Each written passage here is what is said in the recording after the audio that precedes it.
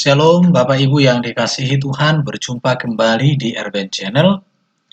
Pada sesi ini saya membahas satu topik, memahami hari ketujuh sebagai hari Sabat, hari perhentian. Topik ini topik yang perlu untuk kita pahami, perlu kita mengerti, sebab hari Sabat ini adalah hari yang sangat penting dan spesial, sebab ini diajarkan oleh Tuhan di dalam Alkitab untuk dipraktekkan oleh kita umat manusia. Saya membahas topik ini bukan karena saya sebagai orang Advent secara organisasi, tetapi saya melihat bahwa kebenaran ini sebuah kebenaran yang sangat penting dan harus diketahui dan harus dipahami oleh orang Kristen.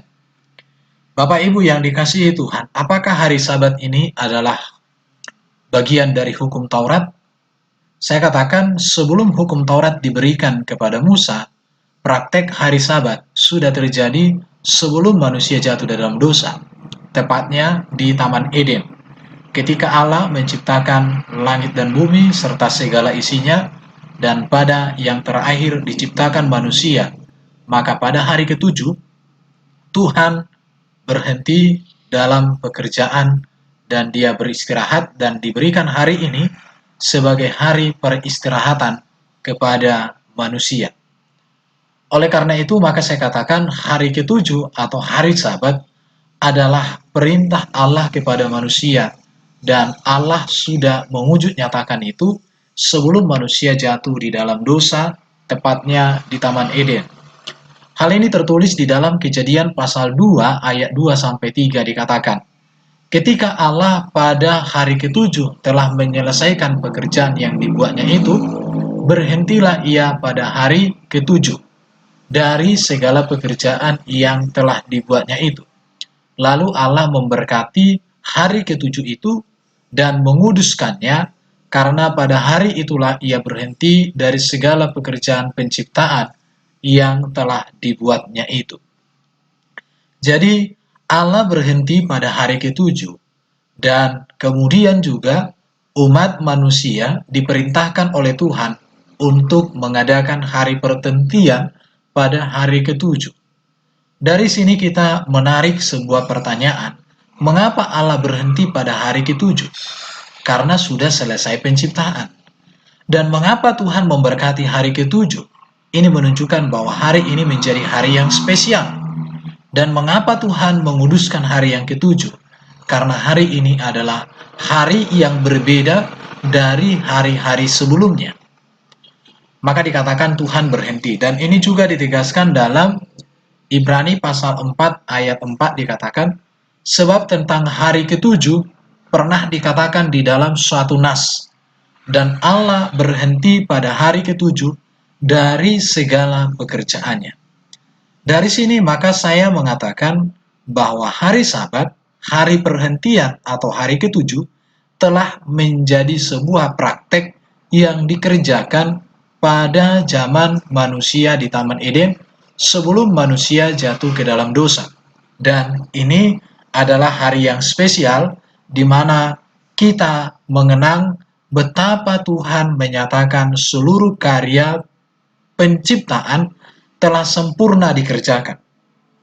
Maka dari sini saya mengatakan bahwa hari Sabat adalah atau hari ketujuh adalah hari memperingati Tuhan menciptakan langit dan bumi, menciptakan manusia, menciptakan segala sesuatu yang ada di alam semesta ini.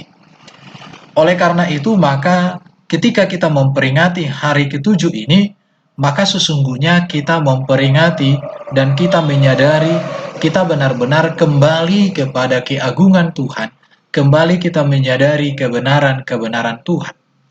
Dan juga ketika kita memperingati hari ketujuh, berarti kita memperingati dan menyadari tentang institusi keluarga yang telah dibentuk oleh Tuhan. Oleh karena itu, maka hari Sabat ini sebenarnya mengingatkan kita akan keagungan dan kebesaran Tuhan, akan kekudusan manusia dan kebenaran atau keagungan yang Allah ciptakan yang Allah berikan kepada manusia ciptaannya. Itulah makna daripada hari Sabat.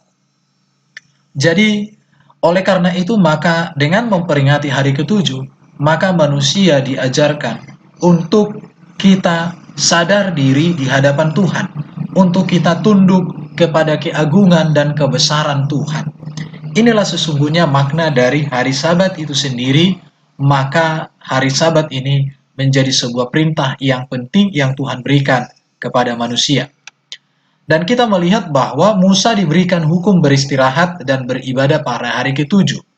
Dan ini saya katakan merupakan kelanjutan dari apa yang Allah sudah nyatakan di dalam Kejadian yang saya bacakan tadi, Kejadian pasal 2.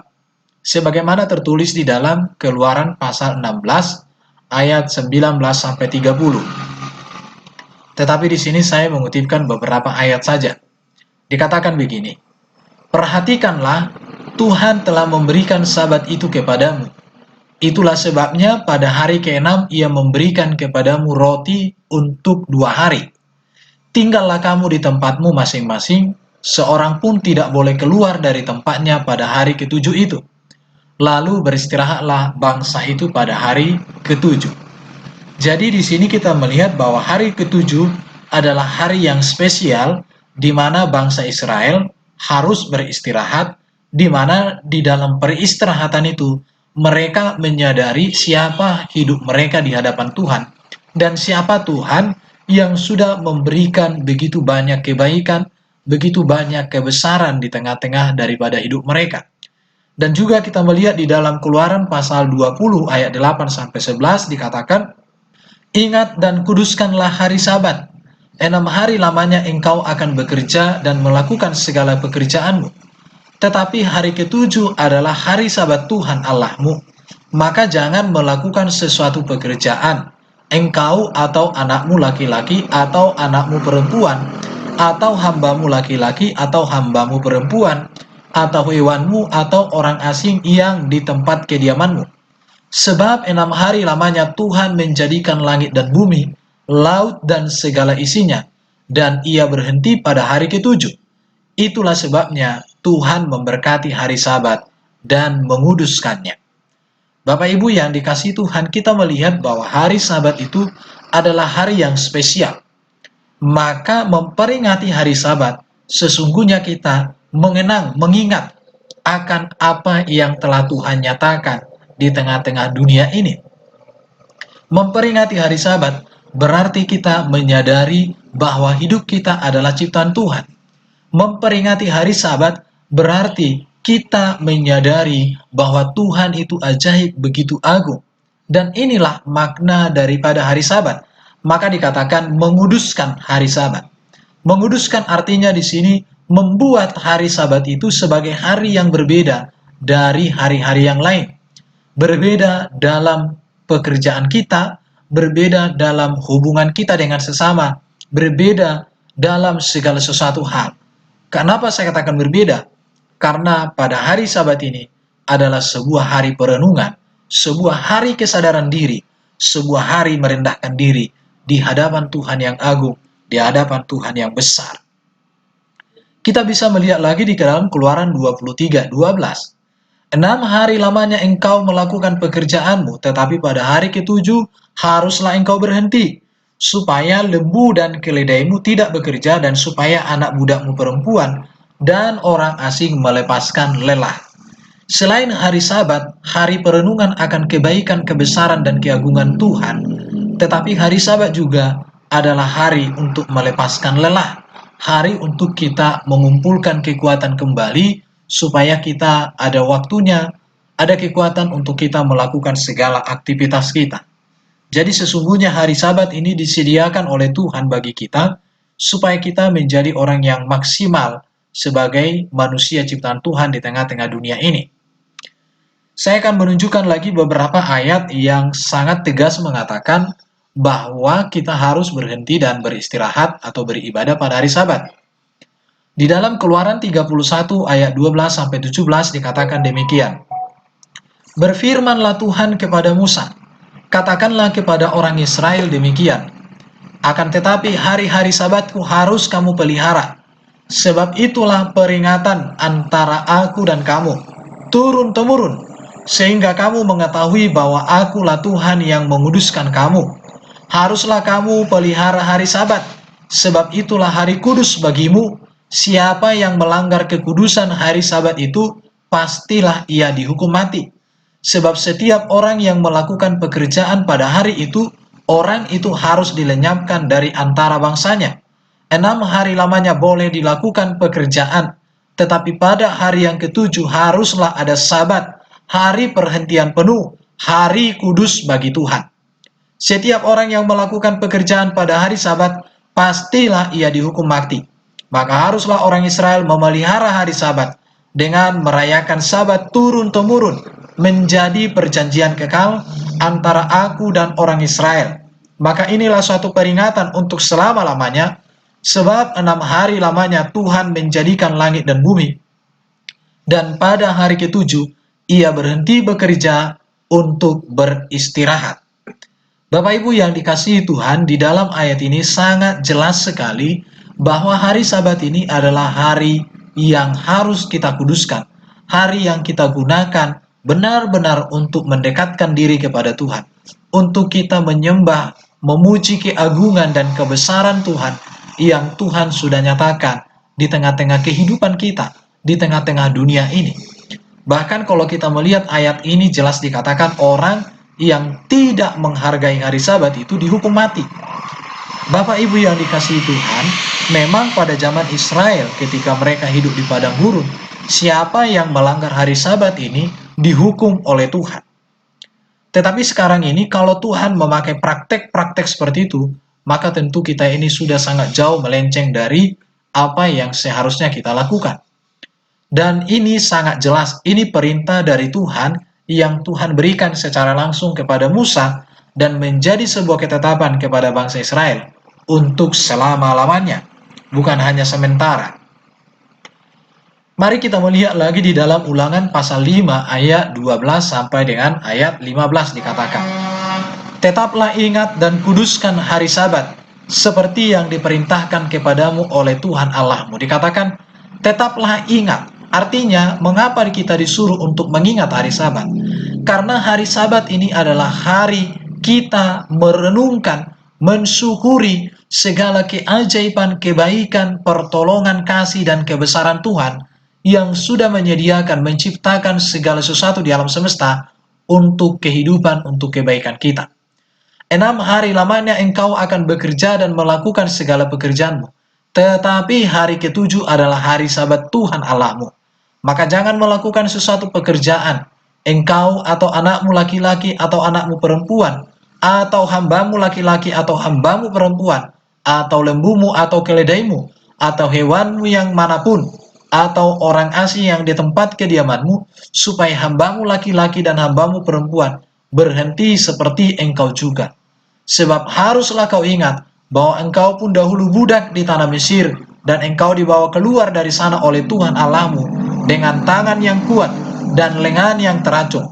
Itulah sebabnya Tuhan Allahmu memerintahkan engkau merayakan hari Sabat, merayakan hari di mana kita melihat kebesaran dan keagungan Tuhan di dalam karya ciptaannya di tengah alam semesta.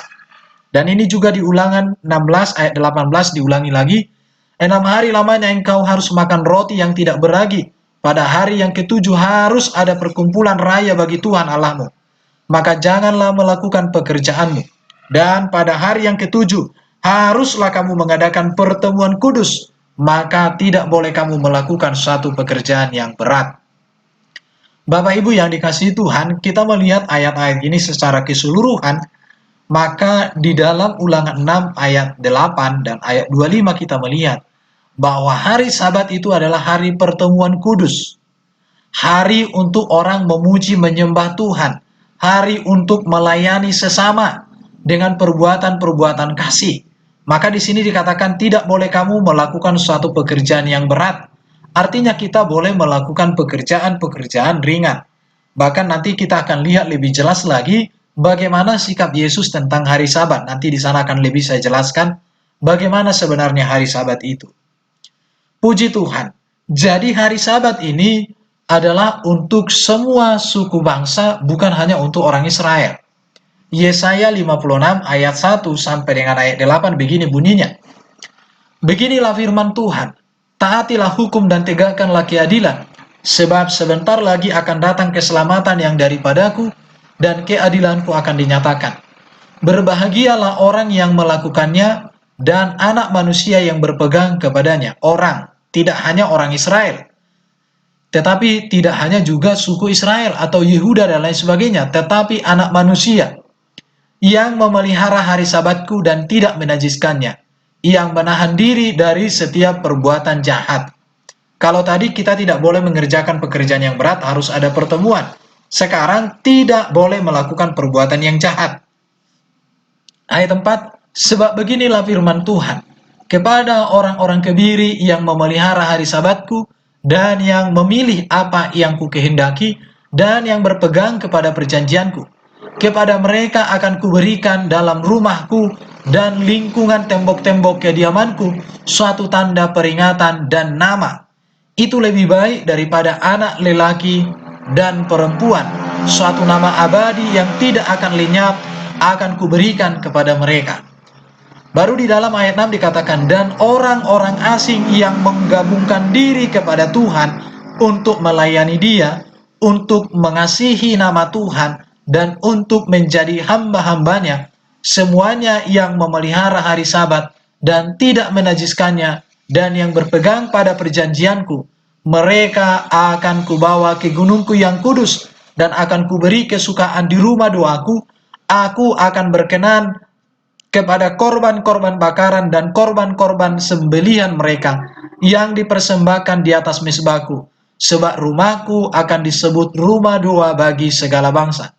Demikianlah firman Tuhan Allah yang menghimpun orang-orang Israel yang terbuang. Aku akan menghimpun orang-orang kepadanya lagi sebagai tambahan kepada orang-orangnya yang telah terhimpun. Jadi di sini sangat jelas dikatakan bahwa hari Sabat bukan hanya untuk orang Israel, bukan hanya untuk keturunan Abraham, tetapi hari Sabat ini diberikan kepada semua manusia, supaya manusia memuji, menyembah, dan mengagungkan kebesaran Tuhan pada hari Sabat, baik dengan memberikan korban-korban, baik dengan pujian dan pengagungan dan keagungan kebesaran kepada Tuhan. Jadi hari Sabat ini untuk semua orang, bukan hanya untuk bangsa Israel. Dan dikatakan juga bahwa bangsa Israel itu wajib atau harus beribadah pada hari ke-7 atau hari Sabat. Ini tidak boleh digantikan. Yesaya 58 ayat 13 dikatakan, apabila engkau tidak menginjak-injak hukum Sabat dan tidak melakukan urusanmu pada hari kudusku, apabila engkau menyebutnya hari Sabat hari kenikmatan dan hari kudus Tuhan hari yang mulia, apabila engkau menghormatinya dengan tidak menjalankan segala acaramu dan dengan tidak mengurus urusanmu atau berkata omong kosong, maka engkau akan bersenang-senang karena Tuhan, dan aku akan membuat engkau melintasi puncak bukit-bukit di bumi dengan kendaraan kemenangan. Aku akan memberi makan engkau dari milik pusaka Yakub bapa leluhurmu, sebab mulut Tuhanlah yang mengatakannya.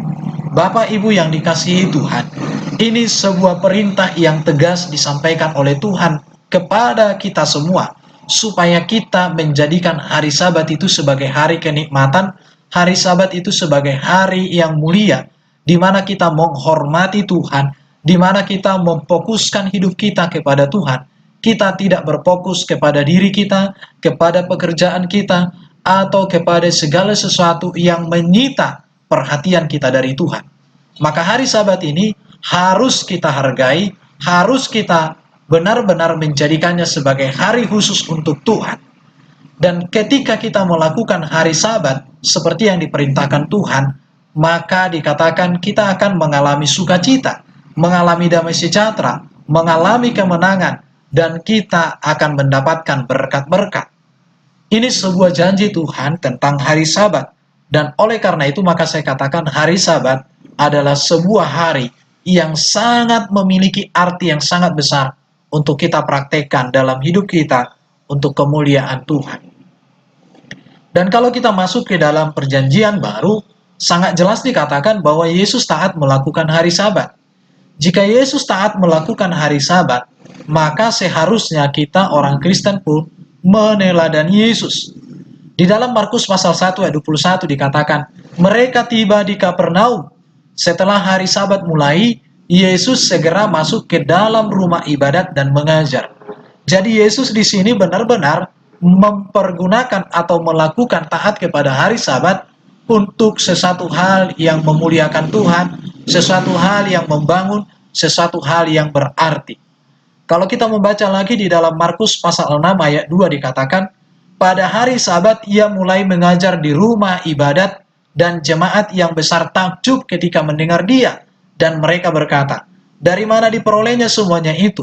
Hikmat apa pula kah yang diberikan kepadanya?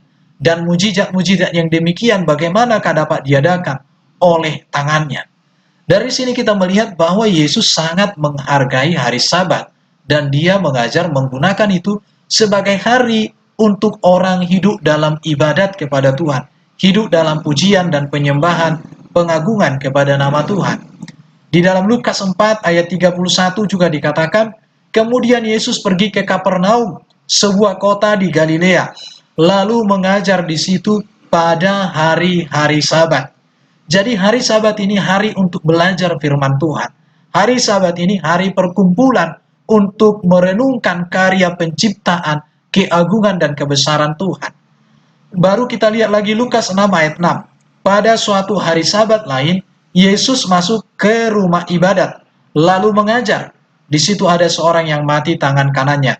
Jadi di sini Yesus menggunakan hari Sabat itu untuk benar-benar melayani, untuk benar-benar bagaimana belajar supaya semua orang mengenal firman Tuhan.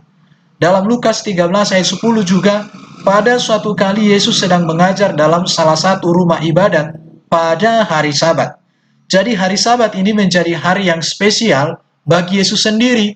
Bahkan hari Sabat ini menjadi sebuah hari di mana Yesus selalu menempatkan bait Allah sebagai tempat perkumpulan, bait Allah sebagai tempat untuk mengajar, bait Allah tempat untuk merenungkan kebenaran, keajaiban, dan kebesaran dan perbuatan-perbuatan ajaib dari Tuhan. Dan sekarang saya akan menyampaikan bagaimana hari Sabat dalam pandangan Yesus. Bapak Ibu yang dikasihi Tuhan, dikatakan dalam Matius 12 ayat 8, karena anak manusia adalah Tuhan atas hari Sabat, artinya penguasa atas hari Sabat. Dalam Matius 12 ayat 11 sampai 12 dikatakan, tetapi Yesus berkata kepada mereka, jika seorang dari antara kamu mempunyai seekor domba, dan domba itu terjatuh ke dalam lubang pada hari Sabat, tidakkah ia akan menangkapnya dan mengeluarkannya? Bukankah manusia jauh lebih berharga daripada domba? Karena itu boleh berbuat baik pada hari Sabat. Bagi Yesus, hari Sabat ini hari yang spesial untuk kita memuji, menyembah, mengagungkan dan mengenang akan kebesaran Tuhan yang menciptakan langit dan bumi serta isinya, dan yang menciptakan manusia serta menjadikan manusia sebagai karya yang puncak dari seluruh penciptaan Allah di tengah semesta ini. Itulah yang kita renungkan di sana. Maka Yesus juga mengatakan bahwa hari Sabat itu hari untuk berbuat baik. Jadi di hari Sabat kita tidak boleh melakukan segala sesuatu yang berpusat kepada diri kita sendiri. Tetapi bagaimana kasih dari surga itu kita wujud nyatakan dengan perbuatan yang membangun, yang berarti bagi orang lain. Boleh saya katakan hari Sabat ini bukan hari untuk mencari uang, mencari makanan. Tetapi hari Sabat ini hari persekutuan, hari untuk berbagi, hari untuk menolong, hari untuk membangun sebuah ikatan yang erat dengan saudara-saudara yang seiman, yang percaya, bahkan kepada orang-orang lain yang belum percaya juga kita melakukan kebaikan-kebaikan. Mari kita lihat lagi di dalam Markus pasal 2, 27, lalu kata Yesus kepada mereka, hari Sabat diadakan untuk manusia, bukan manusia untuk hari Sabat. Markus 3 ayat 4 dikatakan, kemudian katanya kepada mereka, manakah yang diperbolehkan pada hari Sabat berbuat baik atau berbuat jahat, menyelamatkan nyawa orang atau membunuh orang? Tetapi mereka diam. Artinya, yang bisa dilakukan pada hari Sabat adalah hari untuk melakukan yang baik dan yang benar yang dirasakan oleh sesama, tidak untuk diri kita sendiri. Maka pekerjaan-pekerjaan yang mendatangkan keuntungan secara finansial bagi kita atau menjadi fokus kita adalah tentang makanan dan minuman kita di hari Sabat, sebuah sikap yang kurang tepat. Tetapi seharusnya adalah itu hari di mana kita bersekutu dengan sesama, saling membangun dengan sesama, saling menopang dengan sesama, saling menghibur, saling menguatkan, saling berbagi di dalam kehidupan. Itulah yang harus kita lakukan di hari Sabat. Lukas pasal 14 ayat 3 dikatakan, lalu Yesus berkata kepada ahli-ahli Taurat dan orang Farisi, katanya, diperbolehkankah menyembuhkan orang pada hari Sabat atau tidak? Lukas pasal 6 ayat 9, lalu Yesus berkata kepada mereka, aku bertanya kepadamu, manakah yang diperbolehkan pada hari Sabat? Berbuat baik atau berbuat jahat? Menyelamatkan nyawa orang atau membinasakan? Seperti ayat yang di atas tadi ya. Yohanes pasal 7 ayat 24. Jikalau seorang menerima sunat pada hari Sabat supaya jangan melanggar hukum Musa, mengapa kamu marah padaku karena aku menyembuhkan seluruh tubuh seorang manusia pada hari Sabat?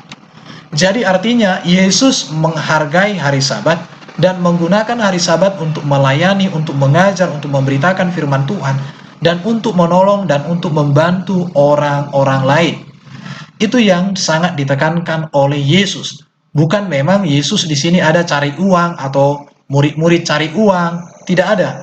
Tetapi hari Sabat itu tidak berbicara lagi berpusat kepada kita, tetapi hari Sabat itu berbicara tentang berpusat hidup kepada Tuhan, dan dampaknya dirasakan oleh sesama kita melalui sikap yang saling membagi, saling menolong, saling mengisi akan nilai-nilai kerohanian di dalam kehidupan ini.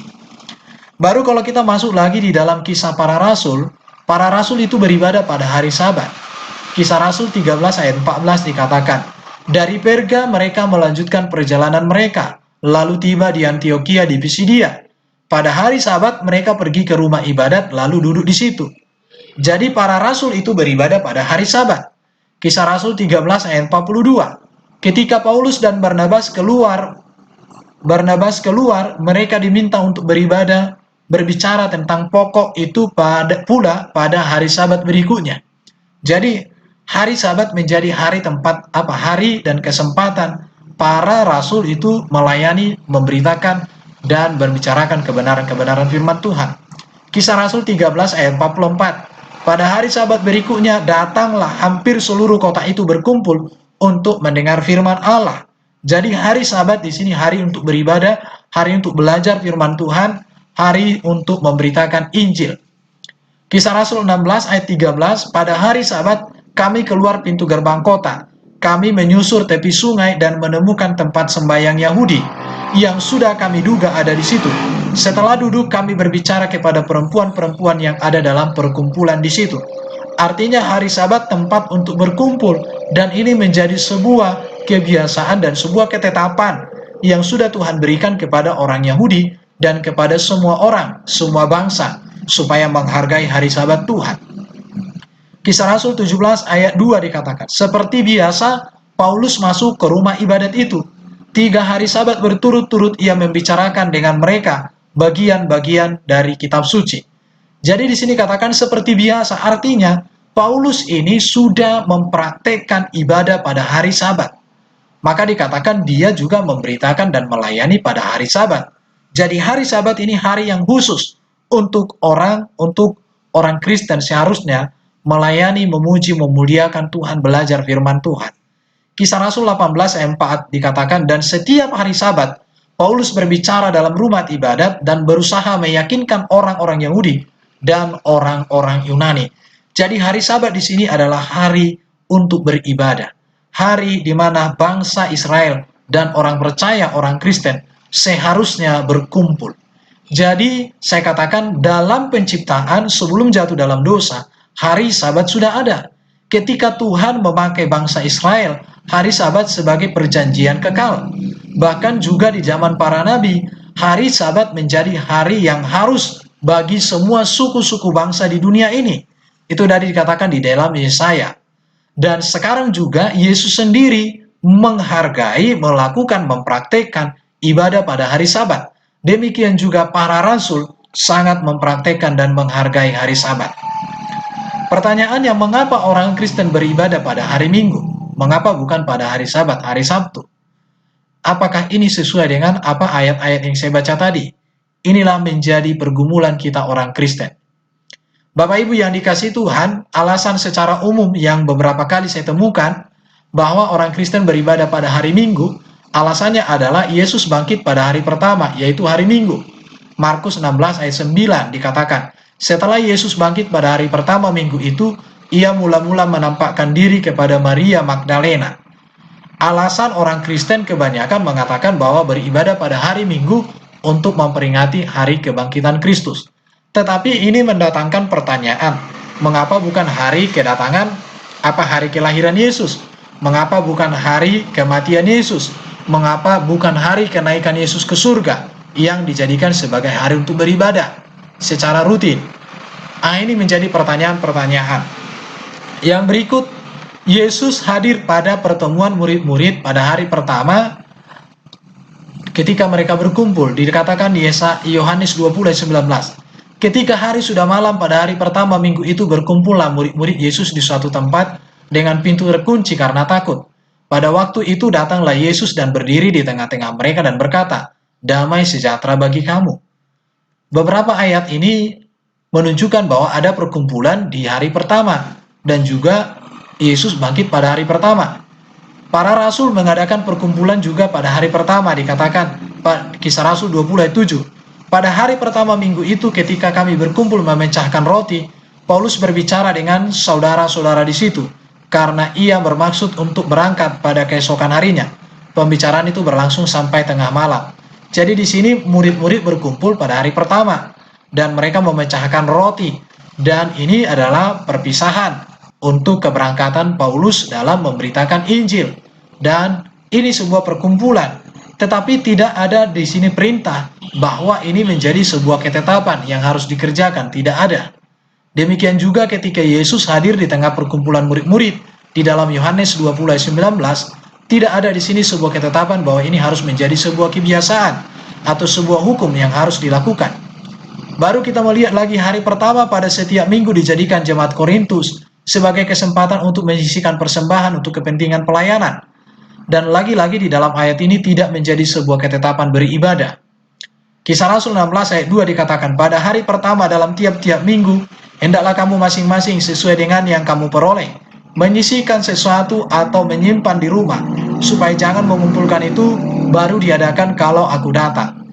Jadi saya mengatakan alasan-alasan yang secara umum ini sangat lemah dijadikan dasar bagi kita orang Kristen untuk beribadah pada hari Minggu, sehingga kita kurang menghargai hari Sabat itu sendiri.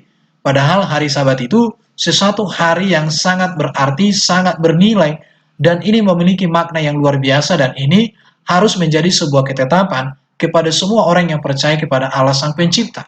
Karena hari Sabat ini sesuatu hal yang sangat agung dan besar nilainya, maknanya bagi kehidupan kita. Memang ada Paulus mengatakan di dalam Kolose 2 ayat 16-17 dikatakan begini, karena itu janganlah kamu biarkan orang menghukum kamu mengenai makanan dan minuman, atau mengenai hari raya, bulan baru, ataupun hari Sabat. Semuanya ini hanyalah bayangan dari apa yang harus datang, sedangkan wujudnya adalah Kristus. Saya memahami ayat ini seperti ini. Kalau kita membaca Kolose pasal 2 secara utuh, maka intinya adalah hidup orang Kristen harus berpusat kepada Yesus Kristus. Dan ini jauh lebih penting daripada segala aturan seremonial yang ada.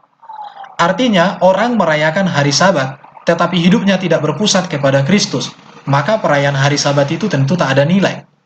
Oleh karena itu, maka saya katakan melakukan peraturan-peraturan seremonial ibadah tanpa hidup yang berpusat kepada Yesus, itu adalah kesia-siaan. Namun, harus kita sadari juga kita sebagai orang Kristen. Orang yang hidupnya telah berpusat kepada Yesus Kristus, Yesus menjadi kepala, Yesus menjadi pemimpin, Yesus menjadi penguasa seutuhnya atas diri kita, maka tentu juga kita pasti melakukan segala hukum dan aturan dengan benar, taat, setia, dan segenap hati karena kasih. Jadi artinya begini, kalau kita merayakan hari Sabat tanpa hidup berpusat kepada Kristus, maka perayaan Sabat itu tak ada guna. Tetapi orang yang berpusat kepada Kristus pasti merayakan hari Sabat dengan setia, taat, dan benar. Itu yang mau saya sampaikan. Jadi orang yang tidak melakukan hukum dan aturan dengan benar dan setia, maka ia pasti belum hidup berpusat kepada Yesus. Dan orang semacam ini tentu lebih suka memperdebatkan kebenaran daripada tunduk akan kebenaran Tuhan. Oleh karena itu, maka perlu bagi kita orang Kristen untuk kita semakin sungguh-sungguh merenungkan, memahami, dan mengambil sikap yang jelas bagaimana kita memperlakukan atau menghargai, menghormati hari Sabat ini. Sebagai kesimpulan yang bisa saya sampaikan bagi kita adalah hari Sabat tetaplah hari ketujuh, yaitu hari Sabtu. Dan ini sebuah ketetapan Tuhan yang tidak berubah dan tidak bisa diubah oleh manusia. Saya mengatakan ini bukan karena saya orang Advent. Saya beribadah di gereja Protestan, bukan di Advent. Tetapi ini sebuah kebenaran, maka saya harus menyampaikan. Yesus sendiri yang adalah penguasa, Tuhan Kurios atas hari Sabat, taat kepada perintah hukum hari Sabat.